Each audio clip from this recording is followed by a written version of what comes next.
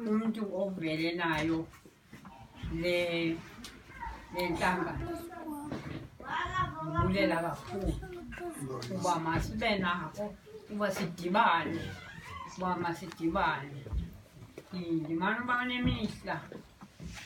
banemihla ndizive ndithetha noThixo ingekho nento endiyithethayo kuba xa ingekho into oyithethayo kuba ngathi uthi kanene bendisithini. Kukhona into endizibonayo mna apha kuni nokuva ngabantu bathi nenza kanjani nina wentwenini. Hayi kutheni le nto zini izinto zihamba ngohlobo oluthile.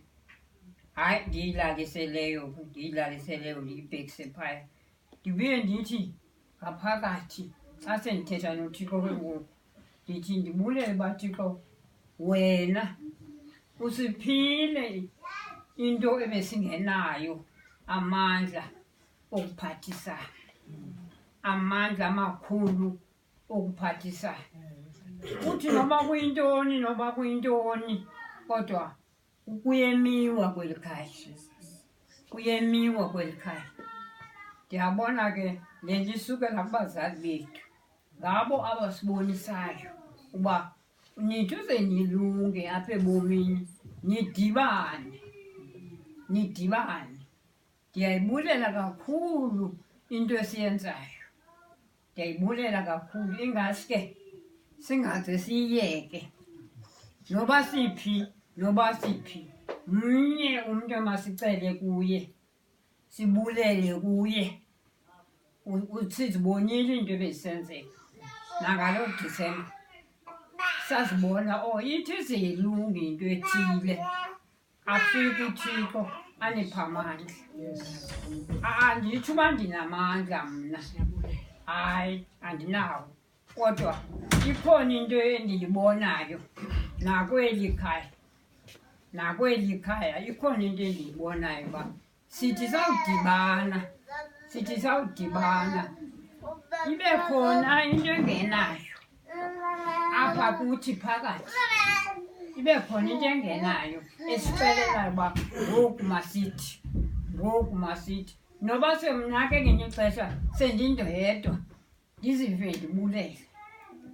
ndizive ndibulela amandla esiwanikwa nguThixo. Ngaske ke la mandla siwaphiwa nguThixo ngaske simvumele yonke imihla asilikhululele ngala mandla kwizinto ebezikade zingabonakali apha ekhaya, singazazi uba ziyenzeka kodwa zenzeka kanjani. Ngoku sendiye ndimane ndijonga nje ezi vesana ndimane ndiziva apha kwezi Bhayibhileni. Hayi bo ziyathetha, zithetha nathi. Anditsho uba ndibhetele bethuna nangixolele, anditsho uba ndibhetele kuba ndithe ndathi. Akukho nto imandi njengoba sidibene ezintweni zonke esizenzayo, noba ngubani kodwa uba iinto sizenzayo sidibene ziyabonakala. Ingaske ihlale le nto isichukumisa ngaphakathi. Mna sendichukumisile ngaphakathi nje ndibone uba Thixo asenze nale uvela le nale. Akho nto ibuhlungu njengocela, akho nto ibuhlungu njengoba ungakwazi uzibona uba le nto uyenzayo irongo. Ikhona mna into endiyifumanayo apha kuni nonke, uthi norongo ndimbona ubani uhambe rongo kwindawo ethile. Kukhona loo nto endiyibonayo, ndiyayibulela kuThixo yonke le mihla. Ndithi Thixo ikhona into siphe yona kwelaa khaya, opheyo abazali bethu, wabuye wasipha nathi. Laa ndibano utata wayathethe ngayo nogogo sewayathethe ngayo yile siyibambileyo namhlanje.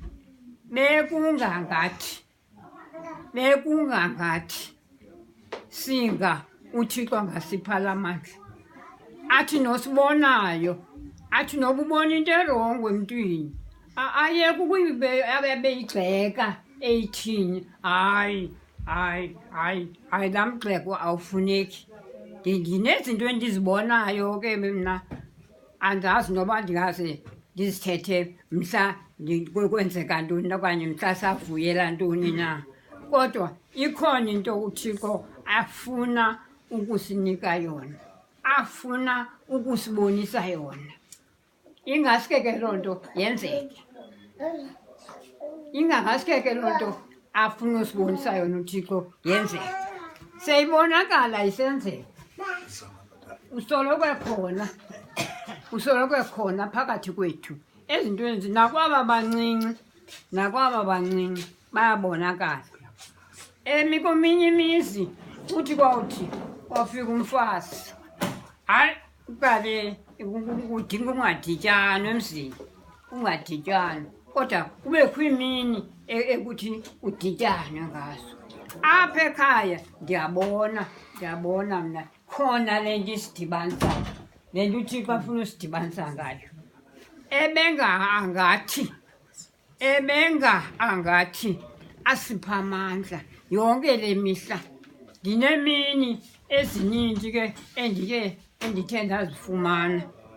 ndazifumana uve uphupha iphupha uve kubekho into engathi kho into ethethayo apha kuwe ndibulela uThixo qha apha kuthi ndibulela uThixo apha kuthi waqala wasinika uba mayime le nto engqondweni masithi xa sinento siqale sithethe naye asibonise uba ithini indlela esinohamba ngayo nangoku uyabonakala ikhona indlela uThixo asinika yona asibonisa yona inja nje ibonwa nazintsana ezincinci ungabona aba bantwana bawumsimelela aba bantwana ndingathi umsimelela aba bancinci banayo into abayibonayo ekhoyo entle andisathethi ke ngoluntu lonke nje nalo lusijongile jikelele ukuwathi omnye kwenzeka ntoni napha kowenu ndithi kwenzeka ntoni ngantoni